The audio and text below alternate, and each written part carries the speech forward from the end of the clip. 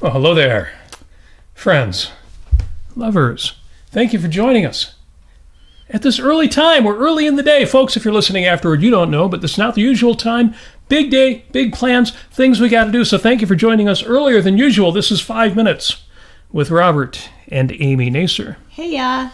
Amy has been a little under the weather this week, so I want you to give her special applause in the chat for making it onto the show. I'm suffering from Benadryl disease. Benadryl disease. And, yeah. Here, talk for a moment. I got to go change something. Oh, right. Go for it. Yeah. So, flip this over. There we go.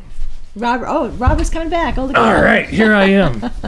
Hectic day. Folks, all the Ayn Rand fans out there, if you're on the Ayn Rand Center UK, you know I was just on the TRS, the reality show Extra. If you were there too, you know that was kind of an outrageous episode discussing things like racism and anti-racism. Didn't I already do a show on that? Yes, I did. It was a good conversation. It was kind of an outrageous conversation. Here, our colors are outrageous too because it is so earlier in the day. I don't have the usual camera settings, right? So I'm just going to fix that a little bit. It's a little better, I think. Not so bad. Daylight is weird, man. I got a glare going on there. Well, we'll ignore that for now because today is March 3rd. It's March. We've made it to March. In fact, tomorrow you can march forth, to making this your best year yet. This is the 63rd day of the year. You've got 303 days left to make 2024 your best year yet. We're going to help you do that if we can. Christmas is just in 297 days. I'm not going to do the whole holiday rundown because we got a lot going on today, but Easter is in 28 days, less than a month. St. Patrick's Day right around the corner in 14, and spring 2 days after that. Yes, only 42 days until Halloween. True dat. In fact, I have that written down here just in case you asked. Halloween being, of course, the most wonderful time of the, well, your mileage may vary. And on this date, on March 3rd, real quick, and this is big. This is huge because the Star-Spangled Banner became the official United States national anthem. And I know my friends in the UK are saying, yeah, it's okay, but why should we care? Well, the story is great. September 14th, 1814, Francis Scott Key composed the lyrics to the Star-Spangled Banner. What do you mean the lyrics? Well, it was a poem. After witnessing the massive overnight British, thanks UK friends, British bombardment of Fort McHenry in Maryland during the War of 1812. Yes, this wasn't about the Independence War. This wasn't about 1776. No, this was Independence War II, the sequel. The War of 1812. Key and American lawyers watched the siege while under detainment on a British ship. Think about that. And penned the famous words after observing with awe that Fort McHenry's flag survived the 1,800 bomb British bombardment. Wow, that's a lot. And the flag was still there. Now, what's interesting, these were words. They weren't lyrics. This was a poem. Distributed a handbill published by a Baltimore newspaper. The words were later set to the tune of "To Anacreon in Heaven." What? See, the Anacreonat, I knew I was going to say that wrong. The Anacreontic song, also known as "To Anacreon in Heaven," was the official song of the Anacreontic Society, an 18th century gentleman's club. Well, you ARC UK folks, I just talked. There are still men's clubs out there, men-only spaces. But anyway, the 18th century gentleman's club of amateur, like studiers of Greek? No, they were musicians in London. Composed by John Stafford Smith, the tune was later used by several writers as a setting to patriotic lyrics. Star-Spangled Banner was originally a poem. It wasn't sung. It was, oh, say, can you see? By the dawn's early light, what so proudly we hailed at the twilight's last gleaming, whose broad stripes and bright stars through the perilous fight o'er the ramparts we watched. Man, you just ruined something like that with a pronunciation. Like, we're so gallantly streaming. It's interesting. We have fun with this because a lot of us in the United States, when we try to remember the preamble to the Constitution, what do? We sing it. We sing the Schoolhouse Rock version. That's right. We the people. In order to form I can't sing. Yeah, a little under the weather there. We need a sick person's karaoke. I guess a sick person karaoke is you just play the original song so you don't have to sing it. So last Friday, not last Friday, but the Friday before that, I got sick, and then I got a little bit better through midweek, and then it came back with a vengeance on Friday. Right. So, anyway, I'm just doing my thing. So, My Country 'Tis of Thee, where did the melody... Is this another one that originally had a melody? No. Because my UK friends are saying, wait, they stole the melody to God Save the Queen, which I think was God Save the King at the time. Oh, they're back to having a king. Maybe it is God Save the King again. God Save somebody. But yes. Oh, yeah, it was originally God Save the King. Sure enough. My Country 'Tis of Thee. I don't know the UK lyrics for that one. Maybe somebody will chime in the chat. Which reminds me, I need to refresh my chat here. Usually by now, Amy would have done more talking, and I would have had the chats and all those things. You're so revved up from ARC UK, Robert. I am revved up. I just spent the last hour as part of a conversation. Not that I was talking during the whole event, so little both there. Let's see. Oh, the Facebook side isn't showing. Oh, there it is. Good. And no comments yet on Facebook, although I know Narendra was going to watch from India, but a lot of activity on YouTube.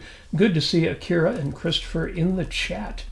Excellent. And Robin is here, too. And, of course, the creator of Fixer and Fixer of Electronics, not just electronics, but electronics to last, is in the chat as well. Glad you all are here.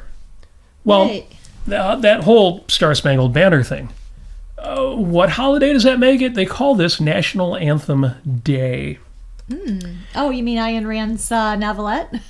Yeah, that's what we need. We need Anthem Day. Yeah.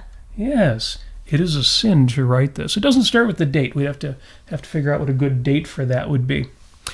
But the national anthem, here's the thing. Amy, we did an episode called Tears of Splendor, What's Your Overwhelm? Yes.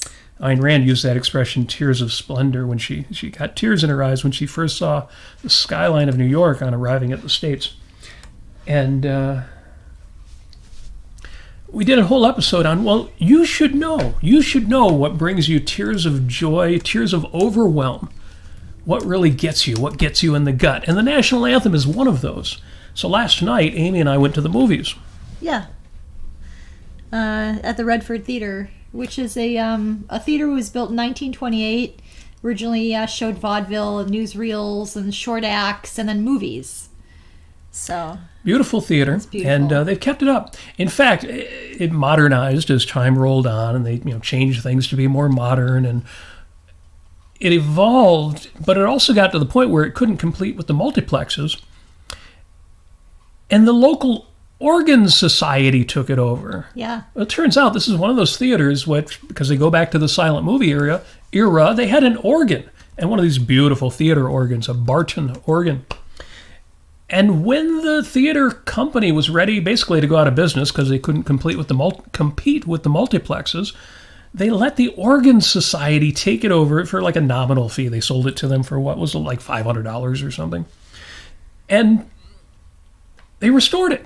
They brought it back to look like it did more or less, as best they could in the 1920s and 1930s. And we got to tour it last night. It was a special night, Art Deco night. And we paid extra for the fancy tickets. So we got to go on the tour. And among other things, Amy and I got to go up into the projection booth. Yes, where they have 3 different types of projectors. There's the 35 millimeter, and then they have a 70 millimeter, and also a digital projection projector. Why should you care? Well, while we were in the projection booth, and there are photographs of this on my Facebook wall. If you're friends with me on Facebook, you don't even have to be friends with me. Everything I do is public. Facebook.com/Robert Nasir. Among other things, as we were touring, the organ overture started. Well, they've got this beautiful theater organ, so when they show films, 30 minutes before the film, they do an organ overture, and toward the end of the organ overture, they play the national anthem.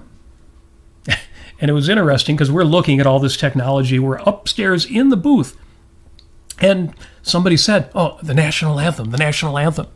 And of course, we all stood in silence and listened. And some of us put our hand on our heart while the audience sang along with the organ, the national anthem. Yeah, I sang a little and bit. You sang along too. Just real softly. Yeah. Since nobody else in the room was singing, I think you were keeping it on the down low. I did get the one lady to the left of me to sing a little bit as well. So, good. Yeah. Well, I have to admit, and you'll see what ties all this together, I have to admit I got a little choked up, as I often do when the national anthem is played, and especially when people stand in respect for it. And while this is going on, everyone's in the audience, and they've got a big flag, that's an actual flag that they had. So instead of a curtain, it was a flag, the United States flag. You think of a large theater, what the size of a backdrop is. If it takes up the entire stage area, that's the size of this flag. And they display this while they play the national anthem. It's lovely. It is. It's striking, and it's massive. Totally massive. And I thought of this, and then I thought of Steve on Facebook. This wasn't a public comment he made, so I'll leave out his last name. But Steve, if you're watching or listening, feel free to chime in the chat. And Steve wrote this with a link to YouTube and this Rush song's The Spirit of Radio.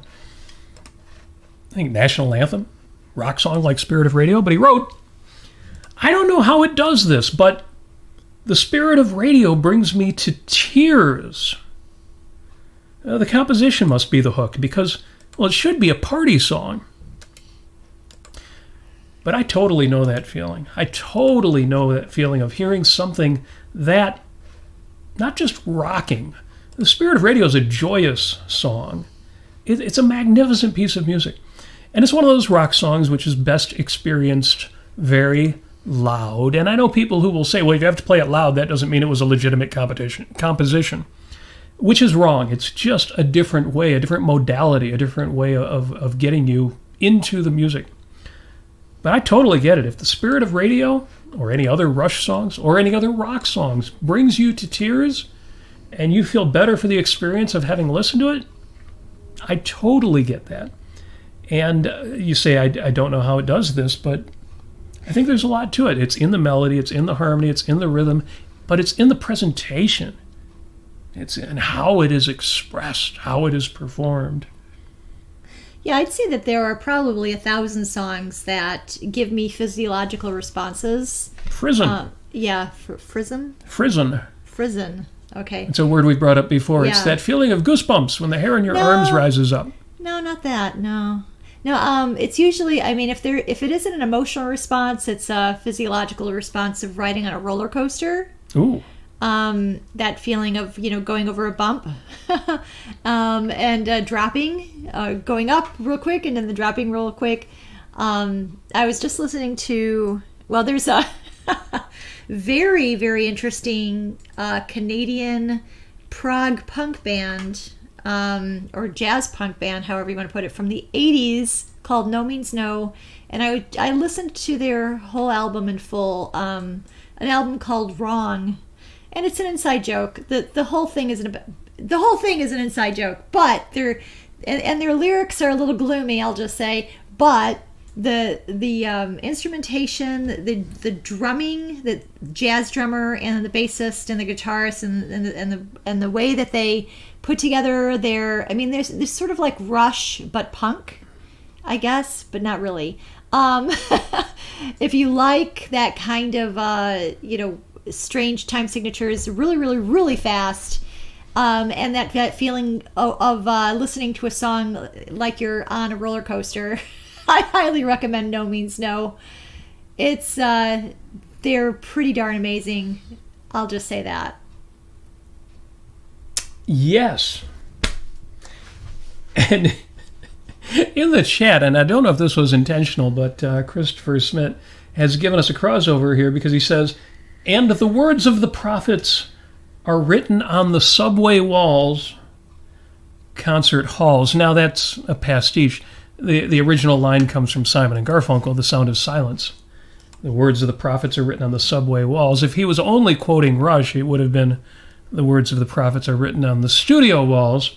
And in their version, it's followed with the line, concert halls instead of tenement halls. So Christopher Smith has given us both bands, I'm guessing on purpose. But yeah, I totally get that. The getting choked up, or just getting so excited that you start to move, that you have a visceral and physical reaction. And that is what I want. That is what I advocate. I said before, the people who are philosophically astute, you could narrow that down more to fans of Ayn Rand. You could narrow that down more even to objectivists. But really just anybody who is at all philosophically astute, who is in touch with the larger issues of life, they should be the most passionate people too. They should be the most happy people. The people who are actually and it doesn't always happen. Sometimes people are really philosophical and it makes them unhappy. They spend all their time on, say, politics or culture and become dystopian, or at least less happy than you think they could be. And I think it should be the other way around, and that's what I'm fighting for. It's one of the things we fought for on this show. Is absolutely that should be the case. Oh, you're bringing up organ information. Yeah, the Redford Theater's organ is amazing. It makes me think, too, of Camille Saint-Saëns' Third Symphony and the last section of that, which was so charmingly used in the movie Babe that everybody should watch. Oh, yeah. Although I always warn people, if you watch the film Babe, do not watch the sequel, which is an entirely different universe. Totally different movie. Yeah, very sad. Great movie, though.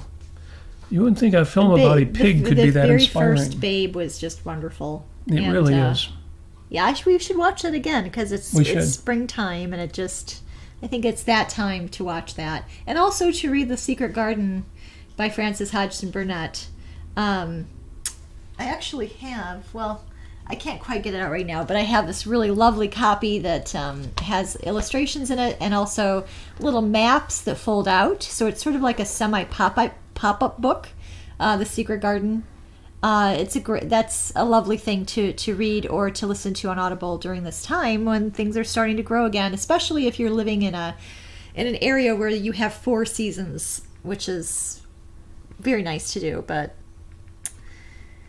spring's going to be coming up here just shortly, and daylight savings time is going to be coming up in North America here, or in Michigan, I should say.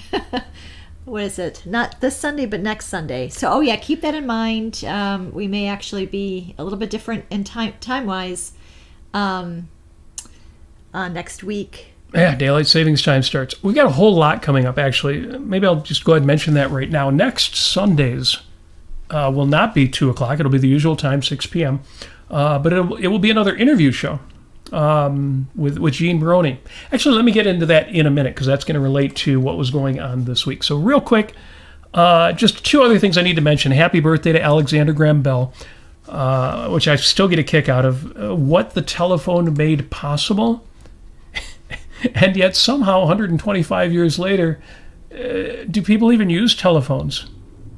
I love the people who will jokes about, I tried to call you on your cell phone. Oh, yeah, I don't use it for that. A lot of people just don't make voice phone calls anymore. But Alexander Graham Bell did revolutionize the world. Half of what happened in the 20th century would not have happened but for his accomplishment. Something I didn't know, though, about Alexander Graham Bell, born on this date in 1847, and he lived a good 75 years. He lived well into the 1900s. What I didn't know is he was also the founder of the American Telephone and Telegraph Company. Well, he co-founded the American and some of you will know the American Telephone and Telegraph Company. Well, that's AT&T, still around. Yeah. In fact, still my cell phone provider. Way overpriced, but they are the best. And don't you deserve the best? Yes, you do. So, happy birthday, Alexander Graham Bell. And finally, once and for all, and this gets us back to our topic, our theme, this is the date on which Helen Keller met Anne Sullivan, her teacher, the miracle worker. And we talked about Helen Keller before. Helen Keller was an author, a lecturer, and a crusader for the handicapped. She was born in Alabama, lost her sight and hearing at the age of 19 months. So she was actually alive for almost a year and a half with her senses.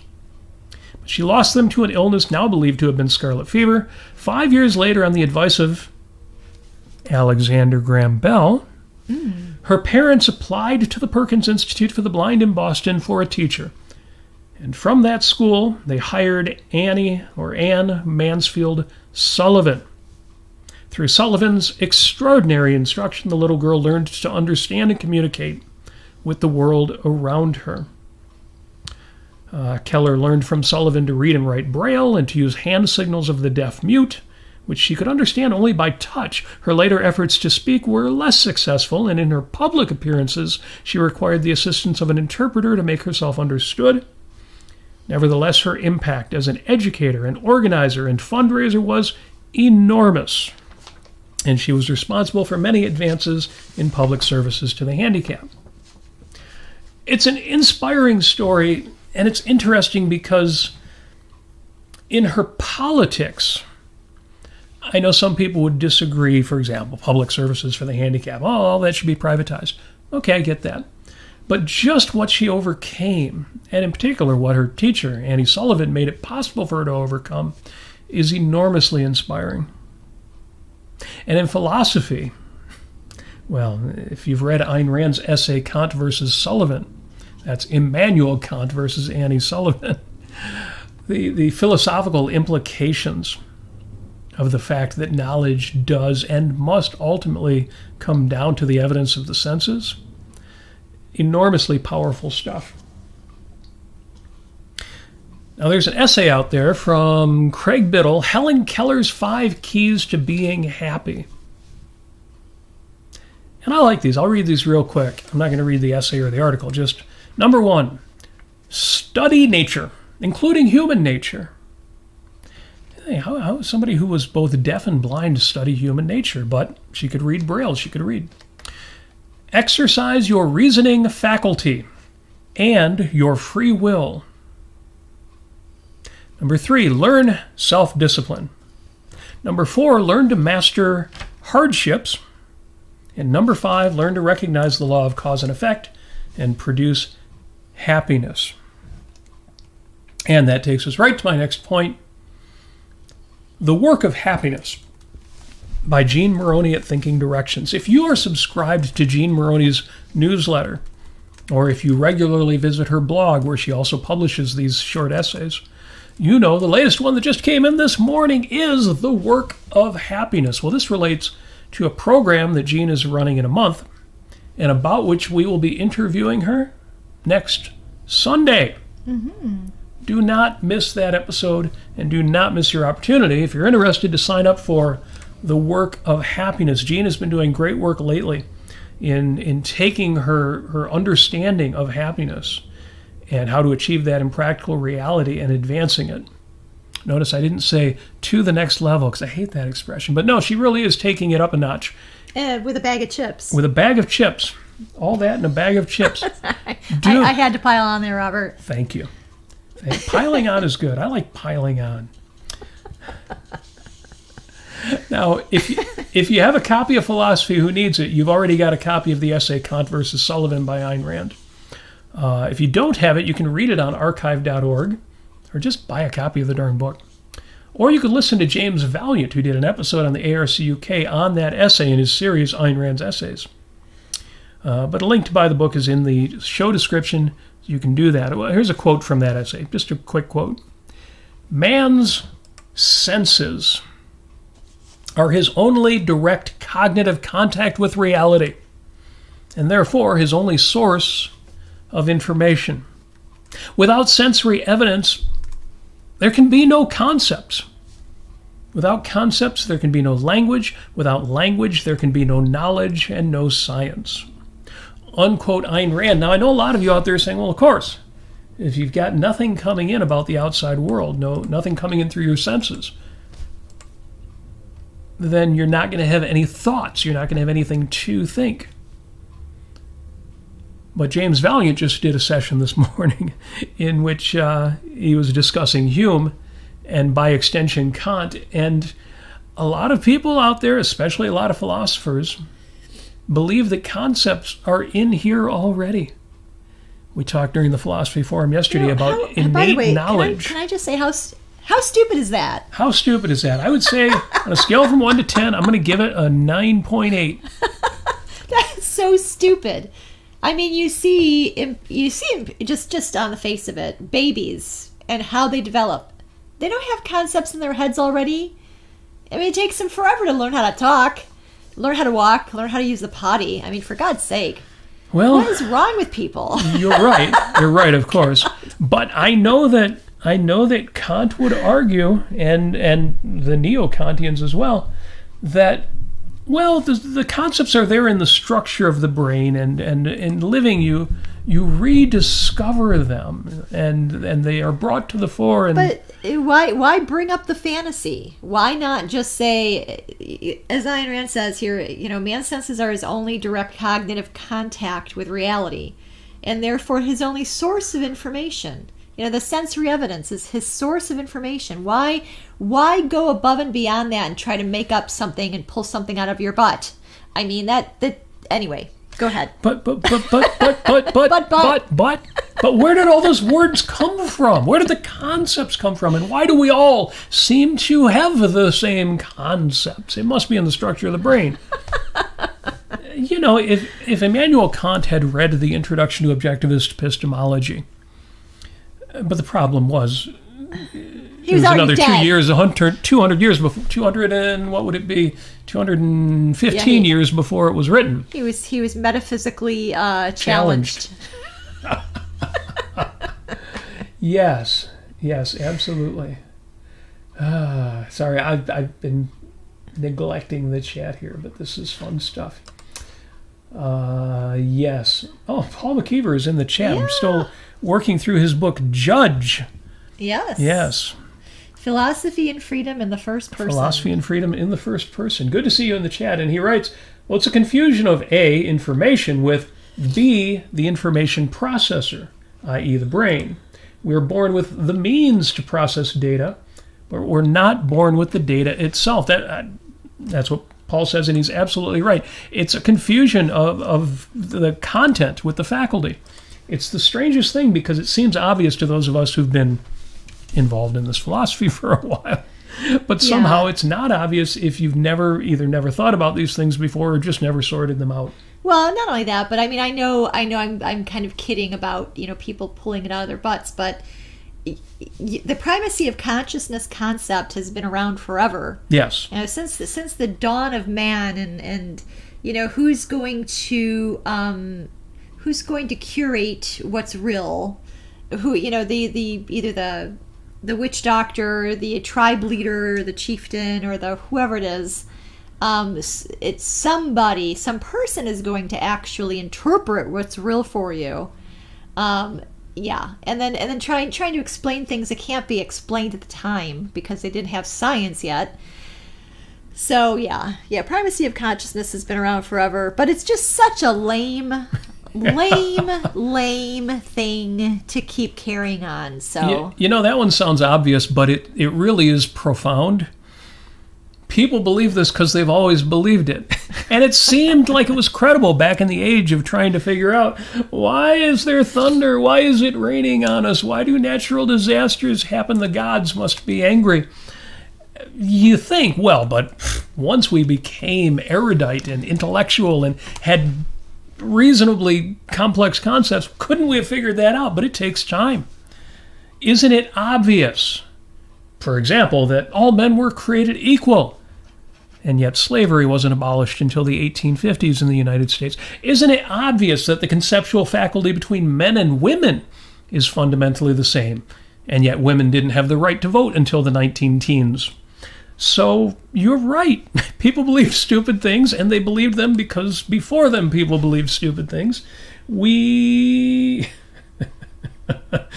gods must be angry, Robin says. Apollo and Zeus must be angry. Well, I don't know if Apollo and Zeus are in the chat, but I'm sure the gods will chime in on that. People believe what they believe because they always believed it, and it takes sometimes a genius to come along and say, that's ridiculous. Cut it out. Here's the real answer.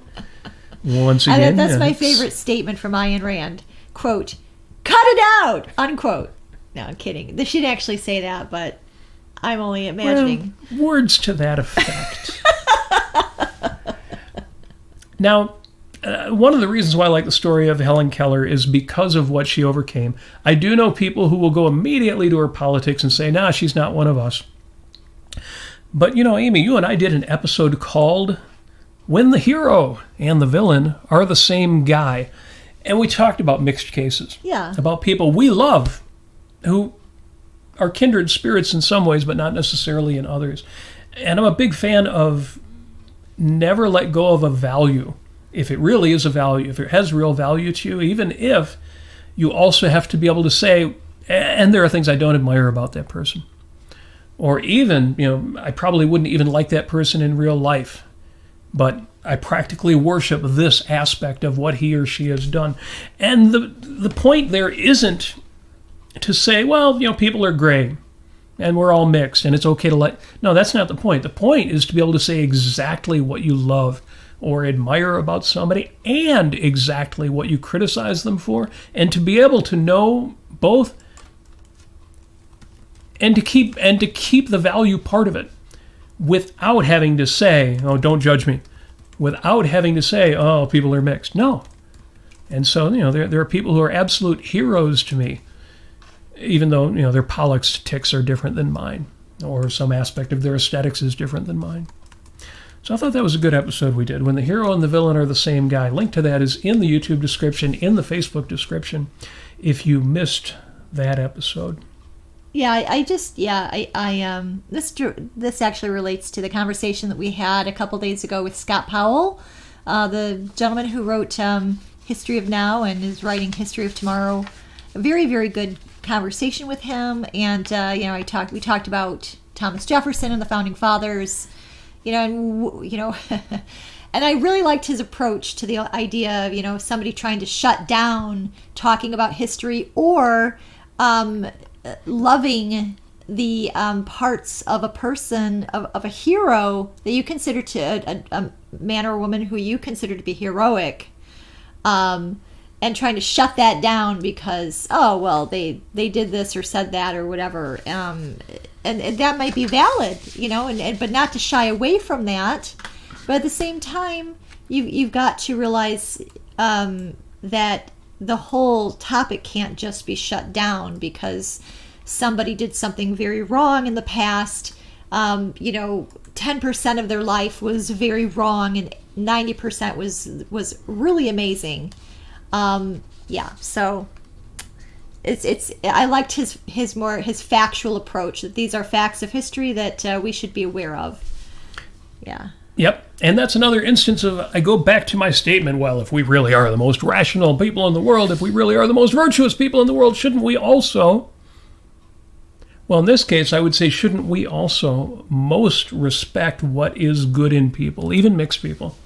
Again, not as a mixture, but because we can see that part that is heroic, that part is of value, that part is a creator, that part is a actor or actress or musician, God forbid even a politician that we like.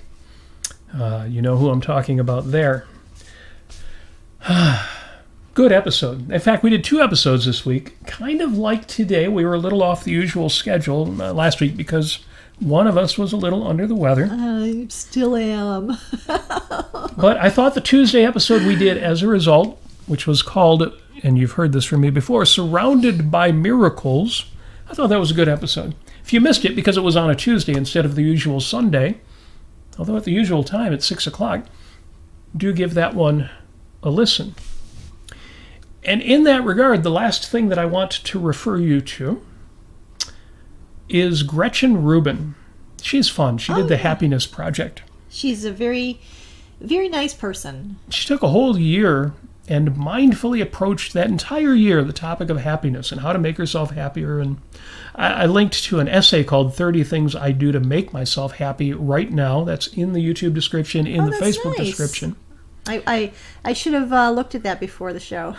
She's a good person to be friends with or follow on Facebook, on the social media networks. Remind you of things which you may already know, but that you don't always think about or don't always execute on. Why do we say execute on? Why don't we just say do? That's a neologism. I got to get away from that. I need to cleanse myself of neologisms. That's a project I will execute on soon. And one of the expressions that Gretchen Rubin uses is spend out. It's one of my very favorite things, actually. I saw that and I had no idea what the hell she meant. She's so good. It's a great concept. Go ahead. It turns out spending out is actually using what you've got.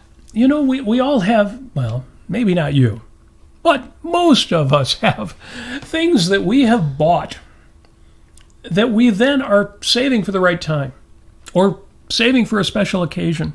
Or maybe we just enjoy them on the shelf more than if we actually used them. That blank journal that looks so cute and pretty, but you haven't written anything in it. But it's such a beautiful leather. The paper is high quality. It's got the gold spine. And if I start writing in it, maybe I'll make a mistake. It won't be perfect. Or maybe I won't keep up with it. I need to live up to the beauty of my empty journal. You just keep that blank book on the shelf. No, I really appreciate her concept of it's a kind of an extension of the abundance principle that you've got all these things, all these values around you. Are you actually using them? Are you? I mean, you might consider yourself wealthy, you might consider yourself poor, but either way, are you really actually engaging with your values, or is that Well, I'm a little bit more guilty of this, like with music, but. I've got my bass guitar that I've been trying to learn a song on. I'm almost through with it. But I still have some time to get into it. But anyway, you've got to look at what's around you, take inventory, take stock of what you have, and actually use what you have. And that in itself, that is, and if you need to throw something away, or if it's just not working for you, or like I did, this past week, throwing, 12 bags of trash out, of just old junk, you can, if I need it, I have a picture of it, and I can always buy it again if I absolutely need it again. But yeah, spend out. Don't wait to use your values up. Yeah, they're like the Doritos commercial. Crunch all you want, we'll make more. That's how you should be treating your values, your money. I mean, it doesn't mean that you should just go through money and become dirt poor because you used everything up. But I love it. I love the concept. Spend out. Live richly. Dive deeply in what you've got. Yeah, so be wealthy in that way. Wealthy. Exactly. You're not wealthy if you never do anything with your wealth, if you never actually enjoy it. So I'm loving that. I absolutely love that. Folks, we went to the theater last night. We are going to an orchestral performance this evening. So we're not going to run too much longer, but I want to thank you, especially the folks in the chat, folks who are listening live, but also everybody who listens later. Sorry about changing the time, but in philosophy, we're very big on a hierarchy of values. Even Jordan Peterson with his lobsters believes in hierarchies. I think a little differently than most of us do. And I know, king crab, snow crab, lobsters, that's sort of my order. And in our hierarchy of values, and sometimes we have to remember to spend out on this, a big part of the hierarchy is music. We talked about things that give you overwhelm. Steve talked about the spirit of radio, Rush songs getting him choked up, and I know that feeling. So we've got a musical adventure coming up that conflicted a little bit. And more than that, somebody involved in the musical adventure who's very, very important to us. And one of my rules that I stole from Brian May of Queen, take care of those you call your own. And keep good company. So we're going to do that. Folks, thank you for joining us. Thank you for being in the chat. Did I miss any important comments that we should say something about? James Valiant is in the chat on YouTube. He says, squeeze all the juice from each piece of fruit and leave nothing on the table. See, James would know as much as anyone. He gets it. Yeah. That reminds me that we need to partake of the fruit that we buy. Sometimes we buy produce, and it's such a shame. It's actually probably the saddest part of our lives. The saddest part of our lives. The saddest part of our lives is discovering a piece of fruit we didn't get to in time. Yeah. Well, that's I don't know if that's the saddest part of my life, but it is. It happens all too often. Sad. I find it very sad. Yeah, if you have any tips for that, somebody will say, well, I keep a sheet on my refrigerator, and when I bought something, I make a note so I know within this date I should get to it. Yes. Maybe that's what we should try. Yes. Or just, well, I don't know, just, wow. Of all of the wisdom, all of the advice, all the things we've suggested people do, we need your suggestions for this one. How do you make sure that fruit and produce, things with a limited shelf life, get consumed? Part of it is that we sometimes, not too often, but sometimes fall into more of the Oscar Wilde mindset. We give into the temptations, eat the easy foods or the less healthy foods. Oscar Wilde said that, I forget how he said it, but basically the solution to the problem of temptation is to give into it. In our case, we need to say no to, bread or chocolate or whatever is easy and tasty. Here it is. The only way to get rid of temptation is to yield to it. There you go. Resist it, and your soul grows sick with longing for the things it has forbidden to itself, with desire for what its monstrous laws have made monstrous and unlawful. Boy, so dramatic there. I haven't seen that longer quote, but I'm loving it. That's really good. That's really good. Yeah. Oscar was so wild. So, folks, thanks for joining us again. We're gonna wrap up here. Glad you're in the chat. If I missed any comments, some of these are really funny. I'll be reading the chat later, but we've got to run. Music, friendship are waiting for us. I think those things are out there waiting for you as well. If not, well, find more here next week when we interview Gene Maroney. The week after that, we will do our springtime special on St. Patrick's Day.